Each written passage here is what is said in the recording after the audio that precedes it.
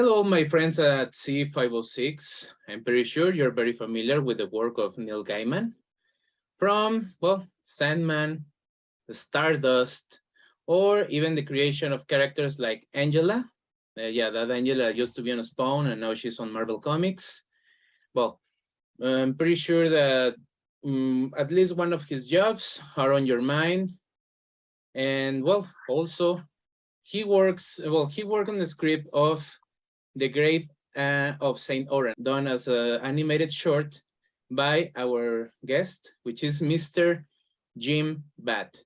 Jim, first of all, thank you very much for your time for this interview. Thank you for having me on. And well, the very first question will be how did you start working with Mr. Gaiman? Did he call you? You call him? You both email each other? What happened? Yeah, so the short film is based on a poem of Neil's called Oran. And about 7 years ago, I think, I had been at one of Neil's readings and I heard him read the poem. And at the time it was unpublished, but it's since been published in Trigger Warnings, his latest collection of short stories. And then when I had finished all my projects, I was looking for a new project to sink my teeth into and wanted to do another stop motion animation. And kind of just had this kind of strange imagery and themes from this poem that he'd read in my mind. So I'm lucky enough to have some friends in common. So Neil and I have met a few times. So I reached out to him and was like, hey, how would you feel about me adapting this poem that I heard you read one time? And he was into the idea. He's very generous with people's adaptations of his work. I think he likes to see other people's takes on his stories. So yeah, he was into the idea. He'd seen some of my previous work, which I think helped. So he knew that I kind of would actually get the job done and finish the project. And yeah, so we did a Kickstarter to raise the funds. And that was kind of, Neil's community is extremely supportive and interested in all of the things that he has a hand in. So that allowed us to raise the budget. And then we were shooting for quite a while because it's all stop motion animation. So it's paper cutouts. We worked with Ellen Barkin, who's a Swedish artist who did all the illustrations, and then we would break them all down and cut them out by hand with scalpel blades and animate them frame by frame to make a short animation. So yeah, that's pretty much how it happened. Was basically, yeah, just reaching out to him, and then he's been approving everything every step of the way. He's seen the script and the storyboards, and was by the end of it, we weren't sure whether he was going to want to do the narration. I definitely hoped he would do the narration for it because I've always heard it in his voice and he's such a good performer of his own work. So but by the time we got to the end, he was like, yes, there is no way I'm not doing the voiceover for this. So we then recorded him to reading along to the final film. So we got a nice dramatic reading for the film. Nice. Yeah, his voice is I already had a chance to watch the short film. I even watched it minutes before we started this interview just to keep it fresh in my mind. And yes, his voice is perfect for the environment, for the atmosphere of the whole story, in this case, why did you, or if it was because of the budget, because of time, or why did you decide to choose stop motion against other techniques or even live action? Yeah, I personally really enjoy stop motion. I like that very tactile nature of it. I'm specifically interested in stop motion that is a bit more rough and ready. Like I kind of like that when you can see that it looks very much like it's been handcrafted and the way you kind of can see the hands of the artist at work. My previous animation had been paper cutouts as well, a slightly different technique, but I was pretty keen to try and like develop that technique a bit further. So I was keen to work with stop motion again. And the other thing is that when you're working with paper cutout styles, it means that you can collaborate with illustrators. So I was really keen to bring that kind of watercolor illustrated technique to it. So that was probably one of the main reasons to choose paper. We actually used like a quite old school technique of stop motion animation that's not used that much anymore called multiplane animation, where instead of doing like compositing and things like that, it's all done on a big rig that's like 9 feet tall and 5 feet wide with layers of glass. So it's like all of the different layers of paper on different glass shelving, and the camera is mounted overhead and looks down through all of those stacks of glass and creates the scene in one big stack. And so it was a lot of fun to try and use these like more old school techniques Okay, so on the illustration, so you requested for this to make things, easier to move, I guess, right? And now, Yeah, so it's all designed in with animation in mind. Yeah. okay, and was it on purpose, or it was just like a homage, or he requested that actually one of the characters look a lot like Mr. Gaiman? I mean, in the description in the poem is that Oran is dark-haired, and we went through a lot of different versions. There's actually other versions that look even more like Gaiman. This was one where we were trying to like keep it a bit different. I think the thing is that in a lot of scenes in the film, the wind is blowing in the hair and the hair gets very wild and woolly. And I think that's the main thing that makes it end up looking like Neil, is that it has this slightly uncontrolled hair. But that was unintentional. Well, I think that if it was intentional, you would not have selected a better illustration for that, because he looks a lot, even like, one moment, this is Neil Gaiman, and I was Googling, and yeah, he looks a lot. And also, when you read something and you like it so much, well, in your case, you wanted to adapt it, it is usually because it told you something, or it's telling you something. When you read this little poem, I don't know in which state of your life you were, or what did it tell you? What made you think, you know what, I got to make something with this?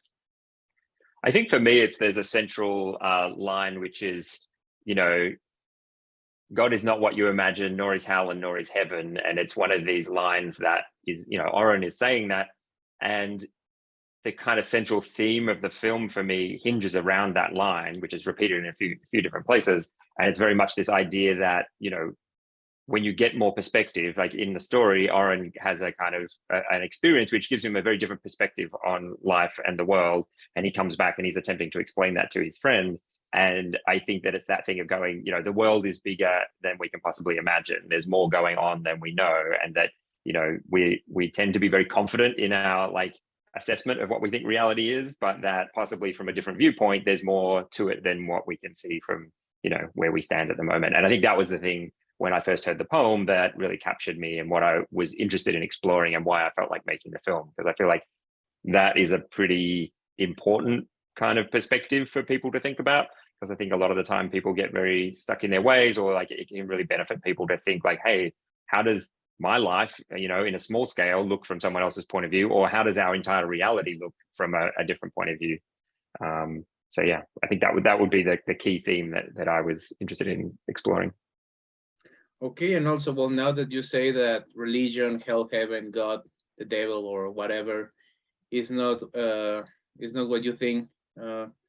So is that the main message you want to give to the audience, or if you would like for the audience to keep something from this short film, what would it be? Yeah, I mean, I think it is those kind of ideas. I think at its heart, the film is a kind of a bit of a spooky ghost story and has quite dark overtones. But I think for me, it's not that. It's actually kind of an uplifting story in that it's about being open-minded to things and kind of confronting, like, as much as you confront these scary situations, you can actually come back with more knowledge. And I think it doesn't necessarily even say, oh, these things, you were wrong about these things, they don't exist. It's like, oh, there's more happening than you think. So I think I would say the central message is like, at some level, it's just about being open-minded and prepared to go through some scary stuff to explore more about your life and the world. And also to know what are you standing for, right? I remember these commercials from the History Channel where it was these people, it was a mother and his son, or a father and his son, playing on a forest, like they were happy playing on the ball. And then they joined another image, and that was the forest where the Hindenburg, that big Zeppelin, right, fell down. And it says, you need to know where are you standing. So right. I think also that's one of the but maybe I'm wrong, but that is one of the messages that this movie is giving to the audience. Is that correct? Yeah, I would say that's a pretty good interpretation. Yeah. Okay. And now, which directors would you consider that are your inspiration for the way you run the movies? It's interesting. Certainly in the paper cutout style of animation, there's a couple of key influences. There's a stop motion animator called Jamie Kaleri, who I was very influenced by. He did the opening titles for the Lemony Snicket movie.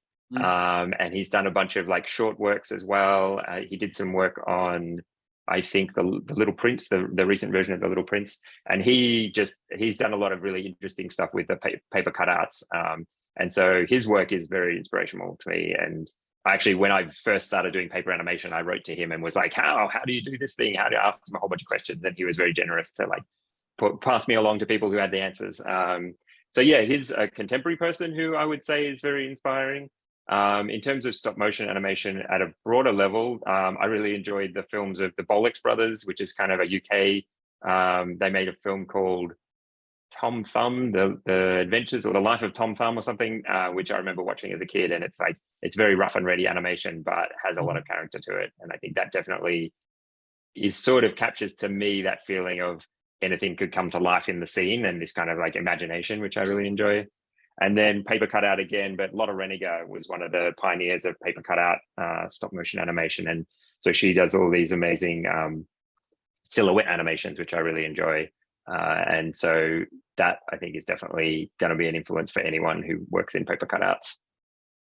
All right. And now, well, regarding the paper cut, but I mean, the way that you actually run the film, is that, because it's not the same just doing the animation, but the way that you tell the other staff members, you know what, I need you to do this so we can reflect this on screen or things like that. Any director comes to your mind on that?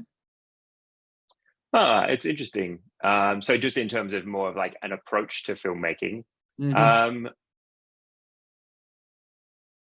yeah, I'm not sure if I have an answer off the top of my head. It is interesting to think about like who, it's not necessarily like the finished film, but more like their actual approach.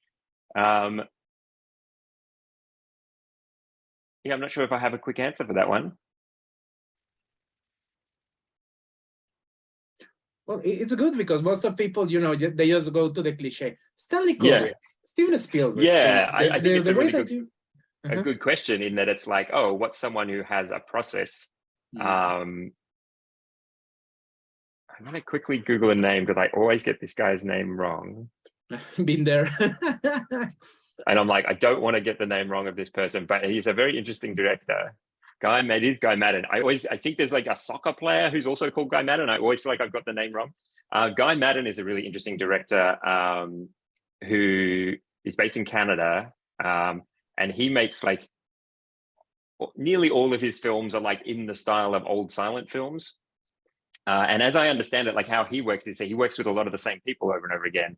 And I think he has like effectively his own studio system set up there where he works with a lot of the same people and they're producing similar kinds of films. And I've definitely been inspired by that work that he's put together. I think partly because it feels like him and his team are, working sort of somewhat in isolation, as I understand it, from other kinds of industry. And they really feel like they developed a particularly unique style as a result. And they're kind of exploring and pushing forward this kind of contemporary take on a silent film aesthetic. If you ever, I think The Heart of the World is my favorite short film of his. And that's a really interesting one to look at in that it's a very fast-paced, gripping short film, but it looks like it was made, back in the silent era. And so that's someone who I think like he definitely has an interesting approach to making films that I think comes through, because I was like, there's other directors where I'm like, oh yeah, like I'm really inspired by that director, or they make really good films, but I'm like, I don't know enough about like whether their process is what does that. So that was one that comes to mind.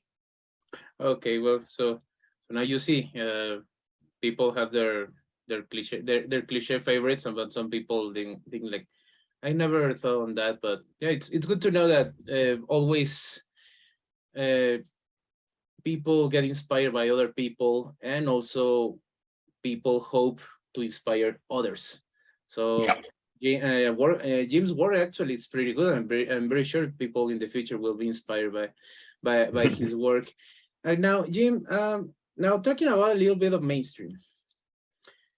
Is there, if you were able to choose any franchise, video games, superheroes, fantastic, sci-fi, whatever, to do whatever you want with it, which big franchise would you choose to do something? A big franchise. You know, Star Wars, Star Trek, Teenage Mutant Ninja Turtles. Yeah. Whatever. I Marvel, definitely think it would easy. be fun to do something. I mean, I don't know that I would want to do something in Game of Thrones now because it feels like it's in a weird place, but I think it would be fun to work on a big fantasy epic of some kind. That would be the kind of thing, like if I think big franchise, like the stories that you can only tell if you have like the big budgets. Like I feel like I could make an indie sci-fi film and you can kind of make it scrappy and pull it together and it can be interesting. But I think like big fantasy films, it's like you need to be part of a big franchise of some kind to be able to get like that scale. So I think it would be something along those lines. Like Game of Thrones, Lord of the Rings, Narnia, Yeah. things like that. Yeah, Lord of the Rings, Game of Thrones, that kind of thing. But probably, I think so, I'm never that interested in exploring something that is already underway. So it would be something that was like maybe a book series that has yet to be adapted or something like that. I think would be fun to be part of a big budget version of Hugh Cook's Wizards and the Warriors or something like that. Some book that people are like, wow, there's like a core audience there, but not something that people are familiar with. So you've still got an opportunity to bring your own spin to it. I think would be fun. That's a good one too. Now, this is something that I ask to a lot of artists and creators. Which work, movies, short films, even music videos, because now they are kind of films by themselves sometimes. I don't want to say that you envy, but that you see them, and you say, I wish I did that. How did he do that? I wish I did that one. I wish I was the one who created that. What is that work for you? Yeah, it is interesting. There's definitely things I've seen where I'm like, damn, that is just like so well done. In terms of music videos and things, there was definitely, I think Spike Jonze has just done like so many different things that are great. Once again, I'm going to do a quick Google to make sure I don't get names wrong.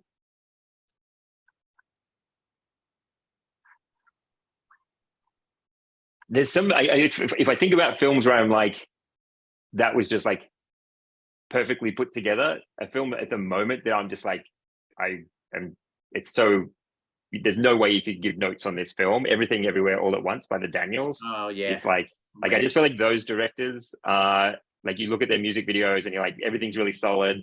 Turn Down for What music video, you're like, damn, this is like a perfect music video. And then you see like Everything Everywhere All at Once, and it's like, that's the thing we like, it's like envious of them, of their ability to take what they're good at and keep escalating it and exploring personal things. It doesn't feel like at some point they went off and made like, oh, here's something, now we're just over here making some franchise, or we're doing something that you would expect. We're making a big Hollywood movie that is what you would expect that to be. It's like you couldn't have Everything Everywhere All at Once without the Daniels. Like you couldn't put someone in there and have a film remotely like that.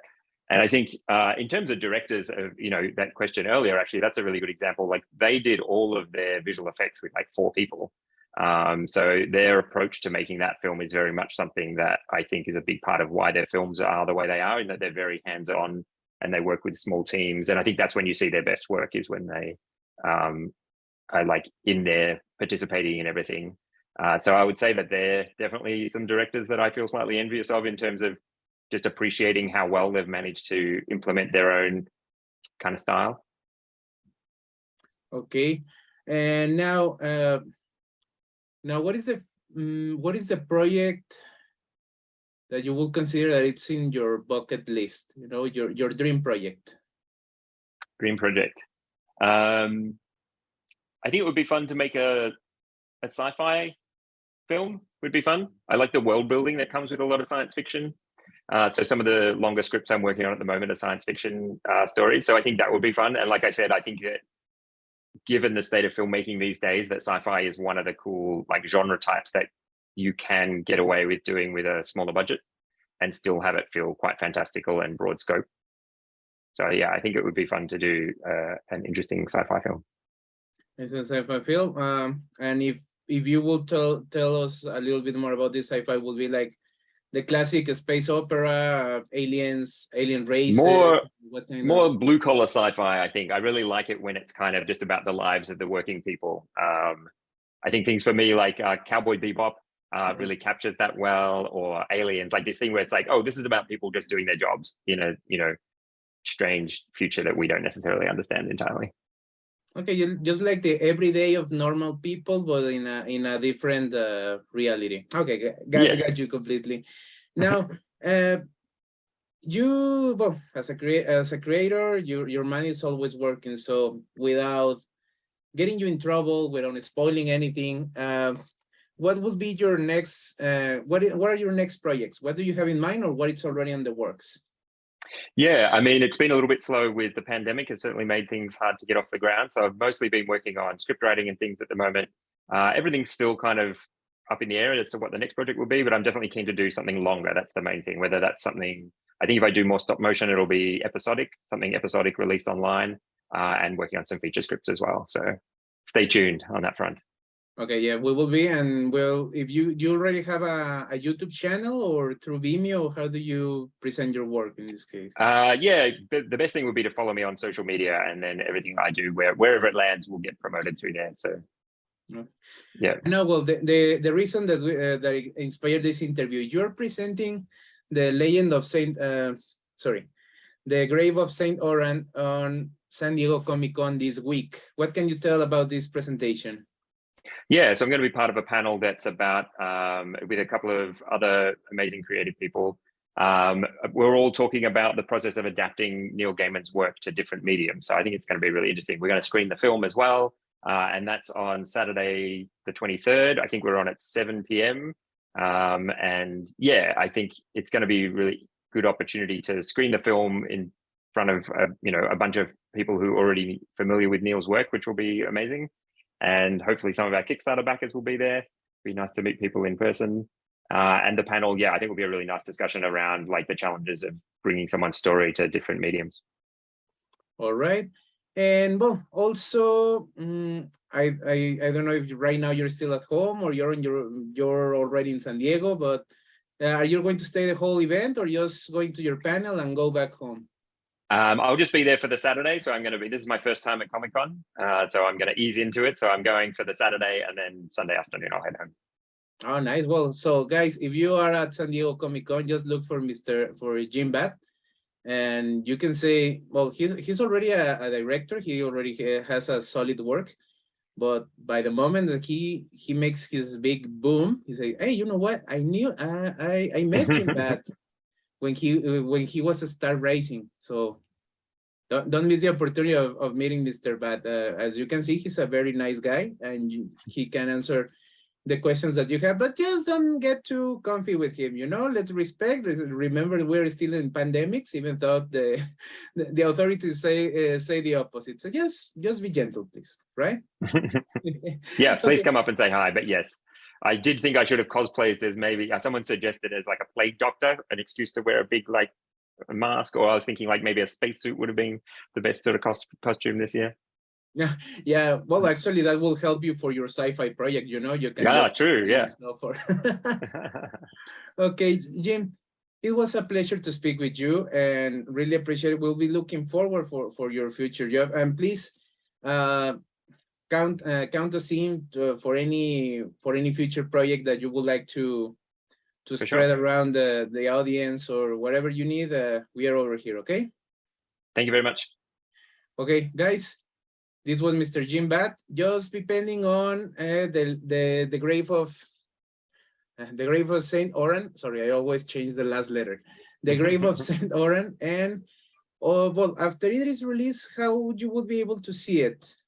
If you go to thegraveofsaintoran.com, we have a website there, and you can sign up to a mailing list there if you want to get updates about it. But we're looking at an online release sometime, kind of at the end of our festival run. So online release being planned sometime in the next month or so. So yeah, go to the website. All of our socials and stuff are on there, and yeah, keep an ear out. Any plans? Maybe if it has enough success or enough audience approval, to maybe adapt it for something longer, or you think that it's short film would be the best in this case? Yeah, I think that, this is we've told this story and this is the length it needs to be. So yeah, pretty happy with this one where it is. So just onwards and upwards to new stories. Okay, well, thank you so much, Jim. And well, just be pending on that, and also look for the article and the interview in our YouTube channel and at collectible506.com. See you guys. Thank you, Jim.